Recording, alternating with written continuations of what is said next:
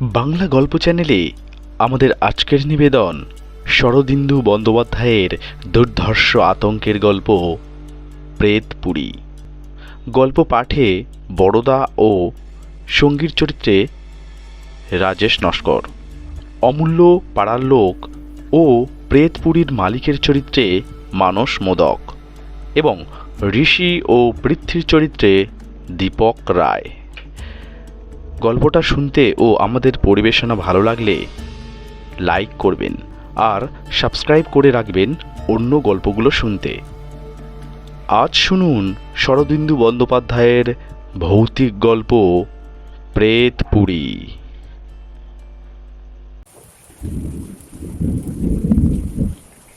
সূর্যাস্তের পর শ্রাবণের বৃষ্টি আরো চেপে আসলো।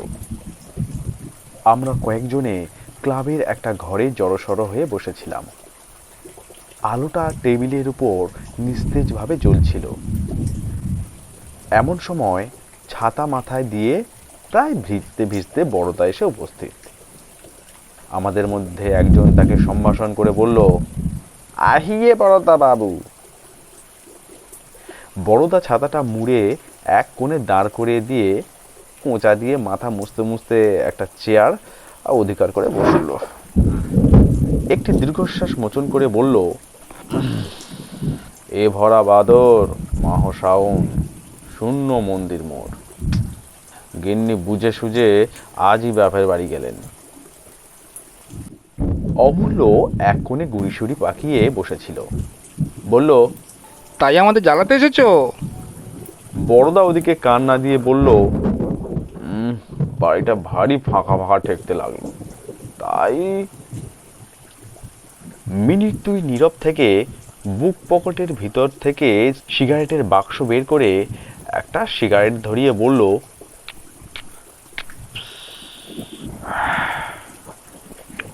আজকের বৃষ্টি দেখে একটা পুরনো গল্প মনে পড়েছে।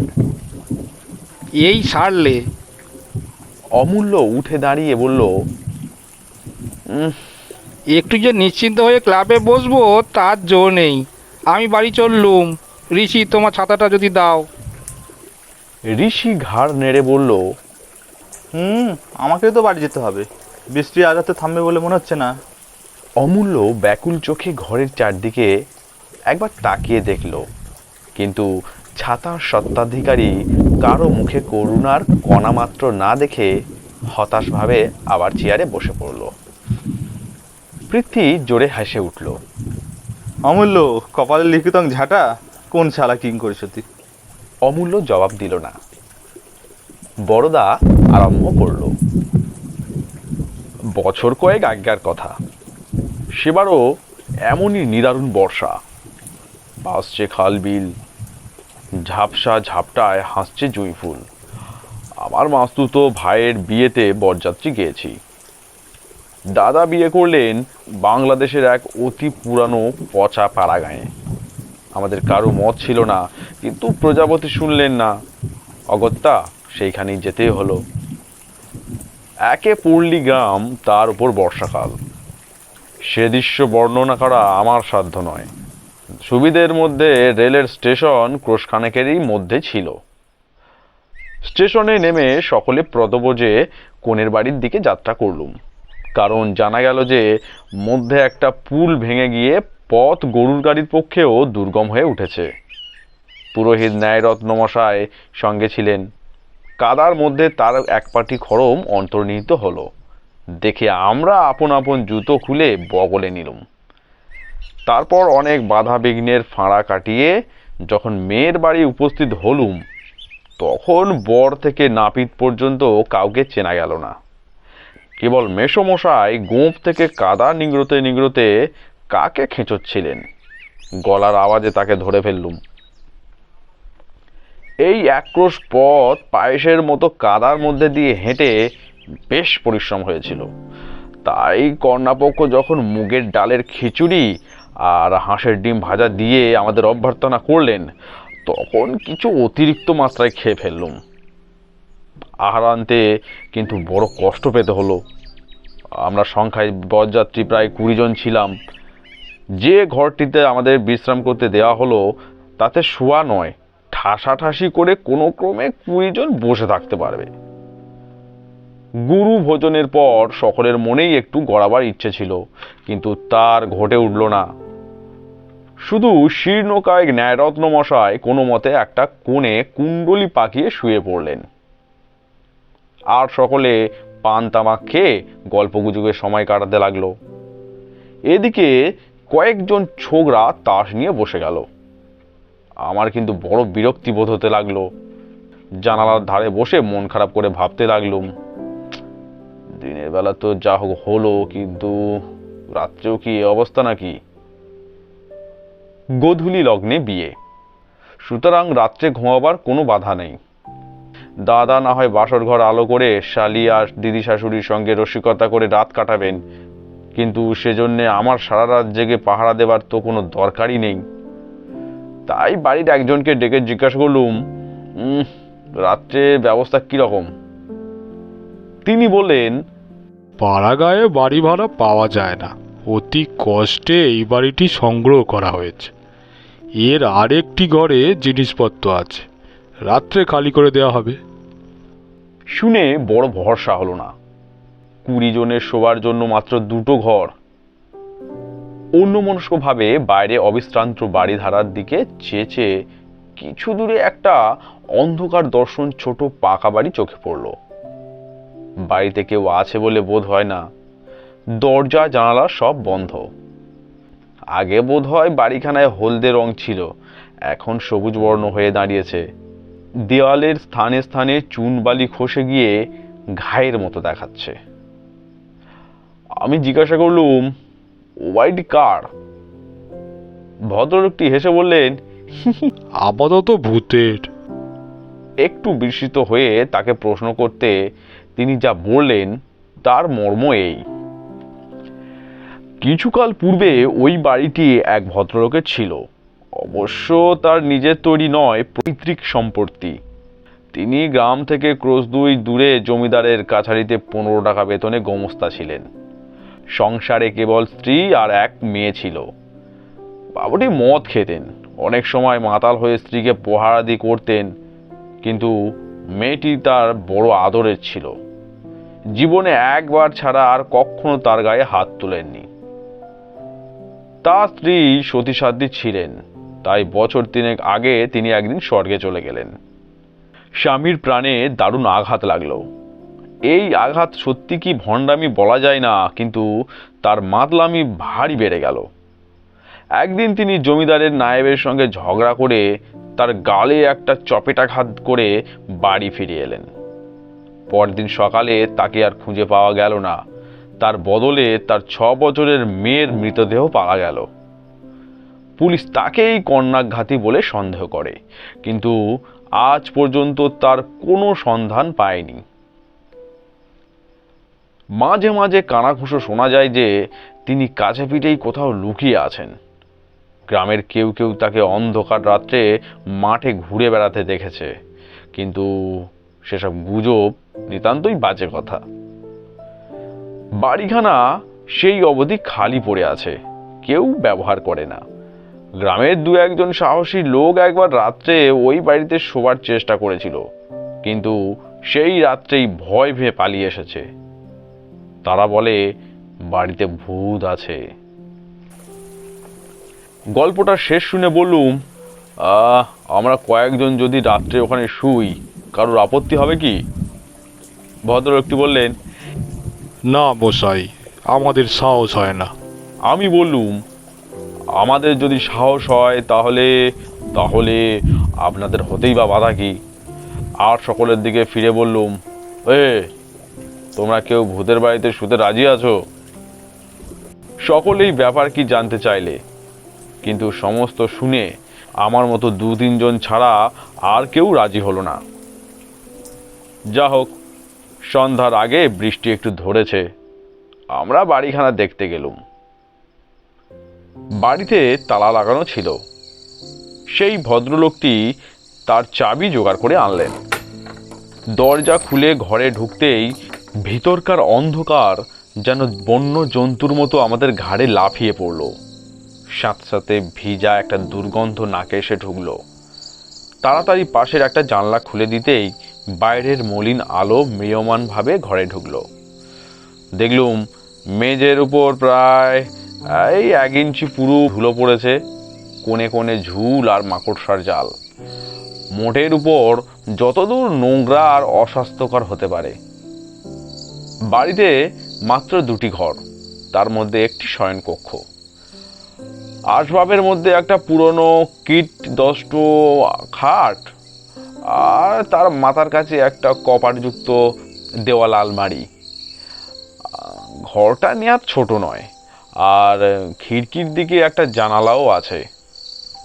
দেখে শুনে সঙ্গীদের মধ্যে একজন হাসবার চেষ্টা করে বললে, না হে, আজ রাত্রে আর শোয়ার দরকার হবে না, তাস পাশা খেলে কাটিয়ে দেয়া যাবে, কাজ কি বাবা। ভদ্রলোকটির সঙ্গে ছিলেন, তিনি হেসে মুখ ফিরিয়ে নিলেন। আমি বললুম, বেশ, তোমরা তাস পাশাই খেলো, আমার কিন্তু না ঘুমোলে চলে না। ভদ্রলোকটিকে বললুম, আপনি দয়া করে একটা চাকর পাঠিয়ে দেবেন, ঘরটা ঝাঁট দিয়ে বিছানা করে দেবে। ভদ্রলোকটি এবং সঙ্গীরা ক্ষীণভাবে একবার বাধা দিলেন, কিন্তু আমার জিদ চেপে গেছে দেখে আর কিছু বললেন না। রাত্রের শুভকর্ম যথাসময়ে শেষ হয়ে গেল। 10:30টার পর খাওয়া দাওয়া সাঙ্গ করে লণ্ঠন হাতে একলা শুতে গেল। সন্ধ্যার পর আবার বৃষ্টি আরম্ভ হয়েছিল, এখনো সমানভাবেই চলছে। বাড়িতে ঢুকে ভিতর থেকে দরজায় খিল লাগিয়ে দিলুম, তারপর লণ্ঠন হাতে শোবার ঘরে গেলুম। চাকর বিছানা পেতে মশারি ফেলে দিয়ে গিয়েছিল। খিড়কির দিকে জানালাটা পূর্ববৎ বন্ধই ছিল। আলো ধরে ঘরটাকে একবার ভালো করে দেখে নিয়ে দরজা বন্ধ করে দিলুম। ঘরের দরজা বন্ধ করে দিতেই ঘরটা অত্যন্ত নিস্তব্ধ বোধ হতে লাগলো। বায়ু অভাবে একটু গরমও বোধ হলো। জানালাটা ধরে 2-3 বার টানাটানি করার পর সেটা খুলে গেল। তখন আবার ব্যাঙ ও ঝিঁঝি পোকার কনসার্ট শুনতে পেলাম। জানালা খুলে ফিরে আসতে পাশের দেওয়াল আলমারিটা পড়ে। কৌতুক হলো, সেটাকেও খুলতে গেলুম। দেখি মরচে পড়ে সেটাও এঁটে গেছে। জোরে এক টান মারতেই ঝনঝন শব্দে খুলে গেল। ভিতরের দরকারি জিনিস কিছুই নেই, কেবল গোটা 5-6 খালি মদের বোতল গৃহস্বামীর সুরাশক্তির ঐতিহাসিক স্তম্ভের মতো ইতস্তত দাঁড়িয়ে আছে। শরীর বেশ ক্লান্ত হয়েছিল, তাই আলোটা কমিয়ে খাটের পায়ার কাছে রেখে শুয়ে পড়লুম। শুয়ে শুয়ে রবিবাবুর একটা গল্প বারবার মনে আসতে লাগলো। 2-1 বার গায়ে কাঁটাও দিল, কিন্তু বেশি ক্লান্ত হয়েছিলুম বলেই হোক বা ভয় বস্তুটা আমার শরীরে কম আছে বলেই হোক, এই ভুতুড়ে বাড়িতে একলা শুয়েও অল্পক্ষণের মধ্যে ঘুমিয়ে পড়লুম। রাত্রি বোধ করি তখন 2টো কি 2:30 হবে। হঠাৎ কানের খুব কাছে একটা ঝনঝন শব্দ শুনে একেবারে ধড়মড় করে বিছানার উপর উঠে বসলুম। দেখি দেওয়াল আলমারি থেকে শব্দটা আসছে। নিমেষের মধ্যে দারুণ ভয়ে আমার সমস্ত যুক্তি, তর্ক, বুদ্ধি, বিবেচনা একেবারে লুপ্ত হয়ে গেল। এই শব্দটার যে কোনো স্বাভাবিক কারণ থাকতে পারে সে কথা আমার মনে ধার ঘেঁষেও গেল না। সমস্ত চেতনা দিয়ে অনুভব করতে লাগলুম সেই শূন্য মদের বোতলগুলো সজীব হয়ে লাফিয়ে লাফিয়ে কপাটে ঘা দিচ্ছে। সে শব্দ আর থামে না। নিশাচর প্রেতজনীর এই নিশীথ উল্লাস ঝনঝন শব্দের সমভাবে সমব্যবধানে চলতেই লাগলো। আমি মশারির মধ্যে একটা বালুস আঁকড়ে ধরে কাঠ হয়ে বসে রইলুম। আমার অবস্থাটা একবার ভেবে দেখো। বাইরে অজস্র বাড়িপাত, ভিতরে অশরীরীর নৃত্য।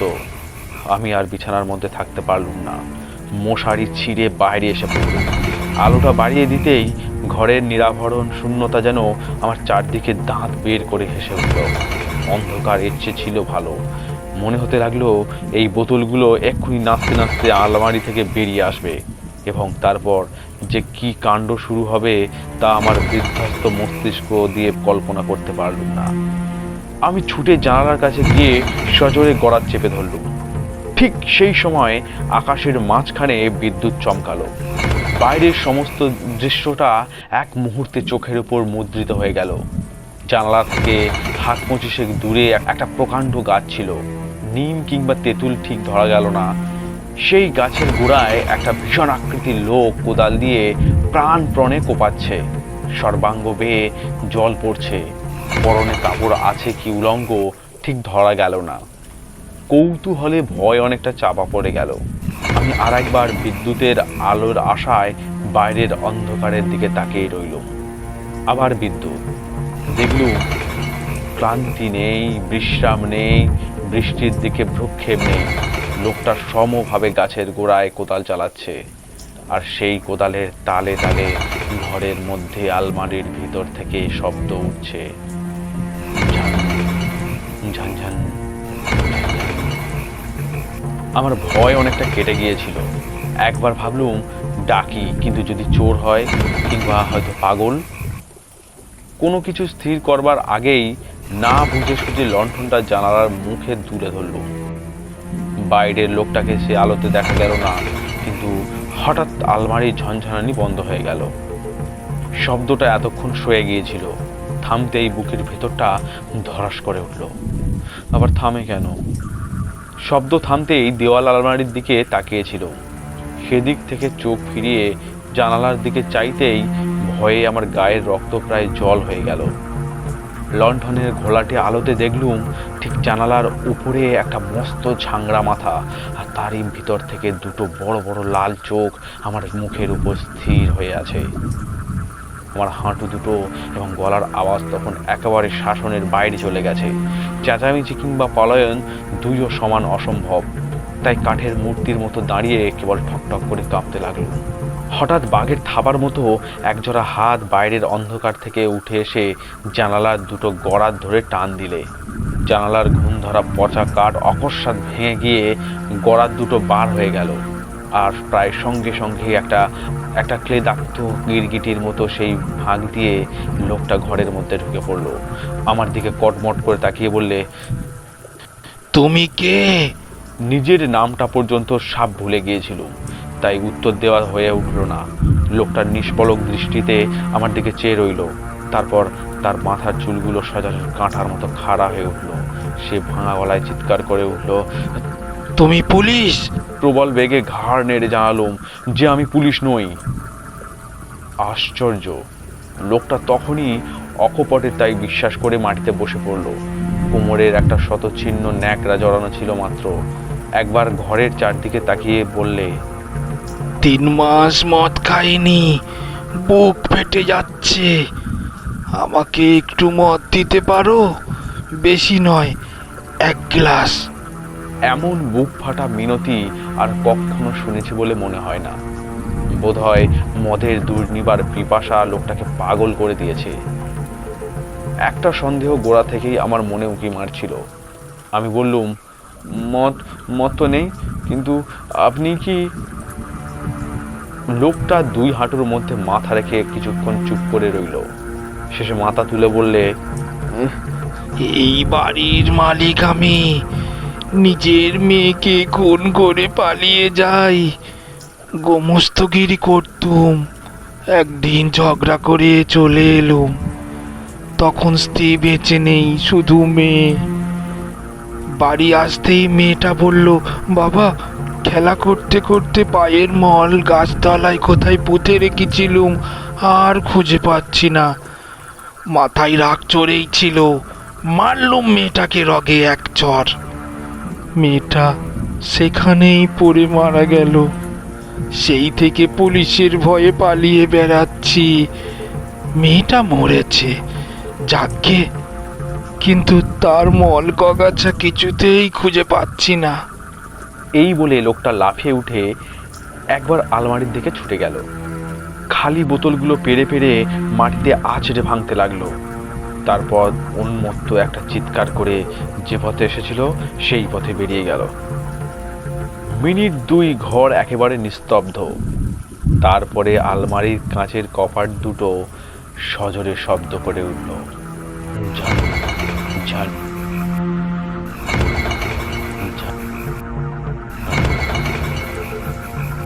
বড়দা নীরব রইল। অমূল্য শ্লেষ করে বলল, ব্যাস এই গল্প, খালি ঝন ঝন ঝন। বড়দা বলল, আর একটু বাকি আছে। শেষ রাত্রে একটু তন্দ্রা এসেছিল। হঠাৎ চমক ভেঙে গেল। দেখলুম ঘর একেবারে অন্ধকার। আলোটা কখন নিভে গেছে। অনেকক্ষণ কান খাড়া করে শুয়ে রইল, কিন্তু খোলা জানালা দিয়ে ঝিঝির শব্দ ছাড়া আর কিছুই কানে এলো না। শেষ রাত্রের ঠান্ডা হাওয়ায় কুণ্ডলি পাকিয়ে আবার ঘুমিয়ে পড়ল। সকালবেলা উঠে দেখি বালিশের তলা থেকে সোনার ঘড়ি আর মানিব্যাগটা চুরি গেছে।